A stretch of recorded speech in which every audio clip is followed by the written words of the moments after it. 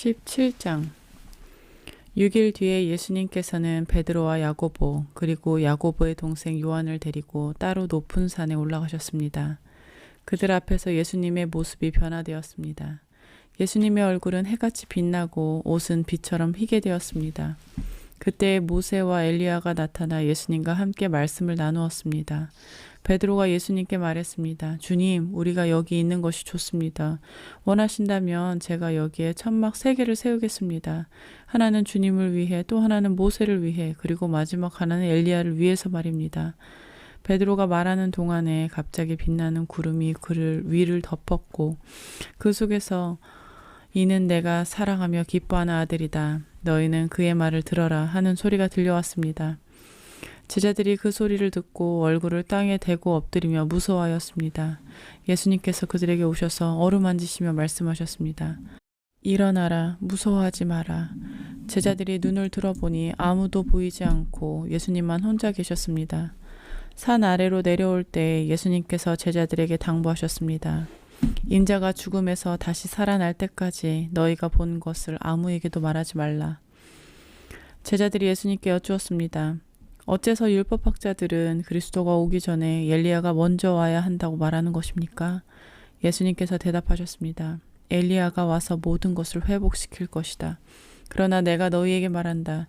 엘리야는 이미 왔다. 그런데 사람들은 그를 알아보지 못하고 그에게 자기들 마음대로 하였다. 이처럼 인자도 그들로부터 고통을 받을 것이다. 그때서야 제자들이 예수님께서 세례자 요한을 두고 말씀하셨다는 것을 깨달았습니다. 예수님과 제자들이 사람들에게 갔을 때 어떤 사람이 예수님께 와서 무릎을 꿇고 절을 하며 말했습니다. 주님, 제 아들에게 자비를 베풀어 주십시오. 이 아이가 간질에 걸려서 너무나 고생하고 있습니다. 이 아이는 가끔 불에도 뛰어들고 물에도 뛰어듭니다. 제가 이 아이를 제자들에게 데리고 왔었는데 고칠 수 없었습니다. 예수님께서 말씀하셨습니다. 아, 믿음이 없고 뒤틀어진 세대여, 도대체 언제까지 내가 너희와 함께 있어야 하겠느냐? 언제까지 내가 너희를 참아야 하겠느냐? 그 아이를 내게 데리고 오너라. 예수님께서 귀신을 꾸짖으셨습니다. 그러자 귀신이 아이에게서 나갔고 그 아이는 즉시 나았습니다. 제자들이 예수님께 따로 와서 물었습니다. 어째서 우리는 귀신을 쫓아낼 수 없었습니까?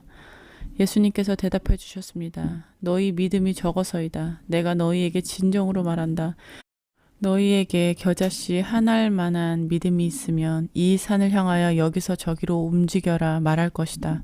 그러면 산이 움직일 것이다. 너희가 못할 일이 아무것도 없을 것이라. 제자들이 갈릴리에 모여 있을 때 예수님께서 그들에게 말씀하셨습니다. 인자가 사람들의 손에 넘겨질 것이고 사람들은 그를 죽일 것이다.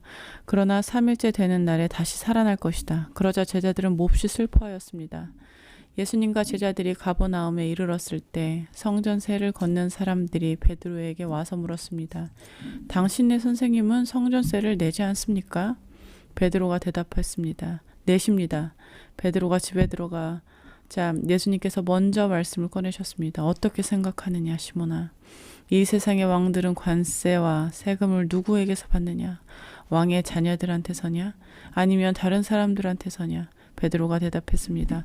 다른 사람들에게서입니다. 예수님께서 베드로에게 말씀하셨습니다. 그러므로 왕의 자녀들은 세금을 낼 필요가 없다. 그러나 성전세 걷는 사람들을 자극해서는 안 되겠다. 그러니 호수에 가서 낚시를 던져라. 그리고 첫 번째 낚은 물고기 입을 벌려보아라. 은돈 1개가 있을 것이다. 그것을 가져다가 성전세 걷는 사람에게 나와 내 몫으로 주어라.